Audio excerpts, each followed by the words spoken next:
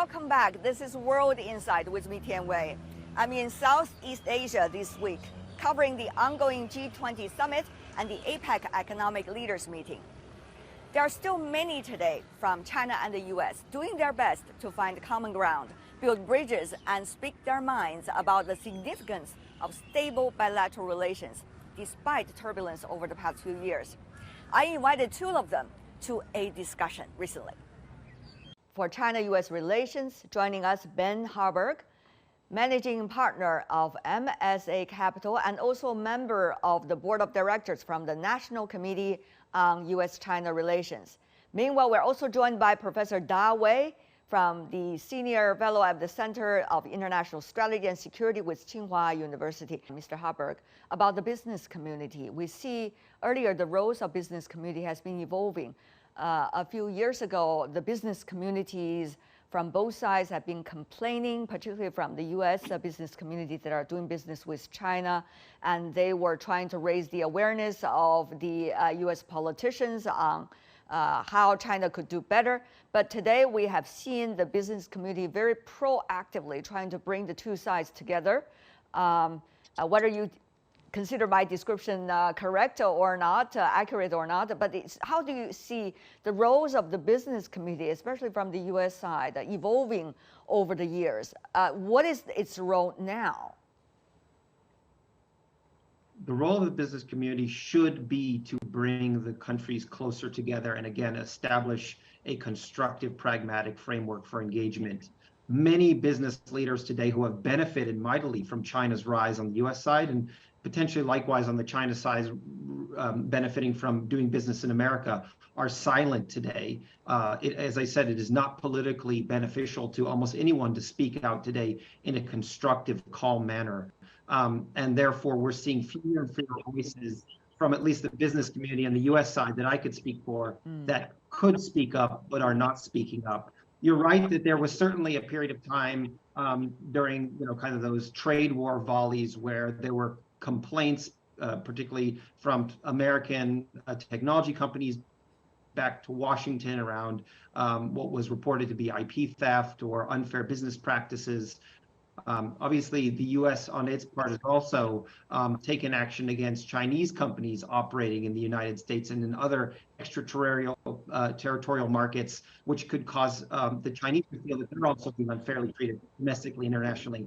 It's critical in business where things are not as emotional, where there's not as much of a tie to many of the intractable political issues that we face in other fields, that we bring those two communities together and they serve as a bedrock for this relationship in this current challenging environment. Professor Da, who do you see are playing really constructive roles right now? Who are the ones that are trying to help to guard the red lines? I think actually in the two countries, I think the ordinary people and the business community and academics, I think those are the factors, those are the forces that is stabilizing the bilateral relations. I agree with Ben that the business community has their own difficulties, just like among academics, which I am in that community. Actually, when scholars and the researchers of the two sides meet online, we always have a sense of reunion or kind of a sense of community. We share each other's view. We agree with each other a lot. I think this the interaction between the business community and academics, and also most importantly, the travel of the two sides. I think ordinary people's traveling, I think those are extremely important. We need to break the echo chamber. I think now both in DC, Washington, DC, and in Beijing, we have an echo chamber. We imagine the other side. We believe the other side is a unitary, actor. There is only one voice in Beijing, one voice in the U.S. Actually, of course, that's wrong. Both of our two countries are very diversified. We have different views. We need to know how complicated the other side is, and we need to know the different, values, different interests. Then it will become a true dialogue. I think this is why this summit is important. The two presidents, the two leaders sit together, meet face to face, talk to each other.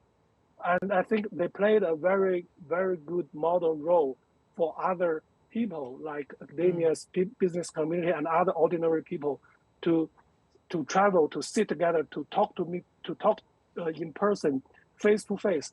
I think that will build more stabilized bilateral relations.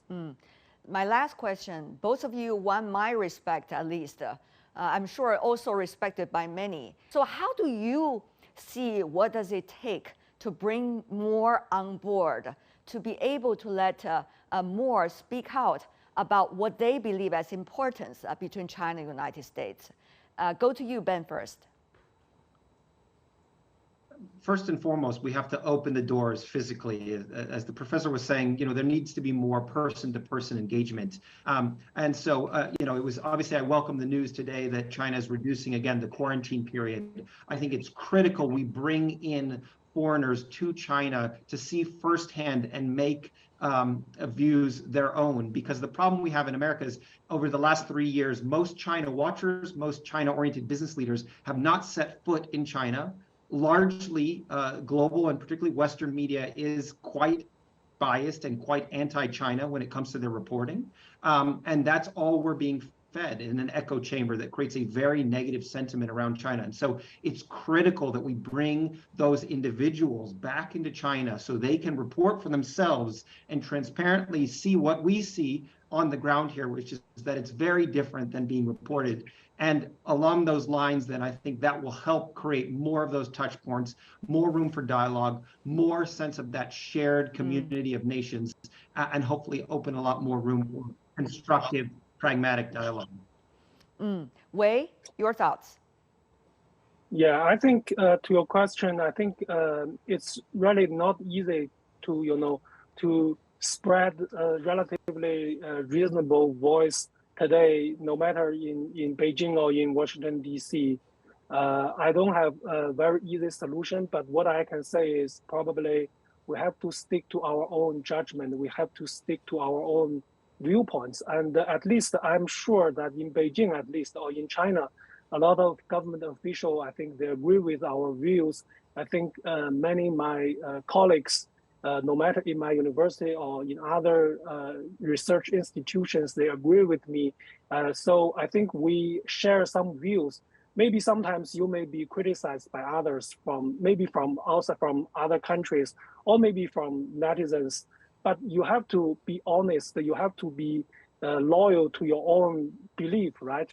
So this is one thing, you have to stick to your viewpoints. The other is to be patient. I think we can wait. I think yes, it's in the short run, in the mid run, I'm quite sure the bilateral relations will be in difficult shape.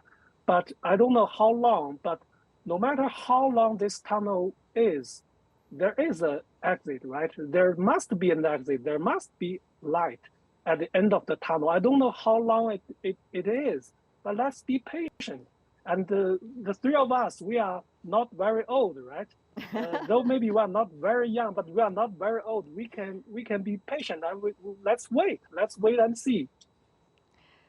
Principles, optimism, and the can-do spirit. I see that in both of you. Thank you so much, Da Wei and Ben Harburg.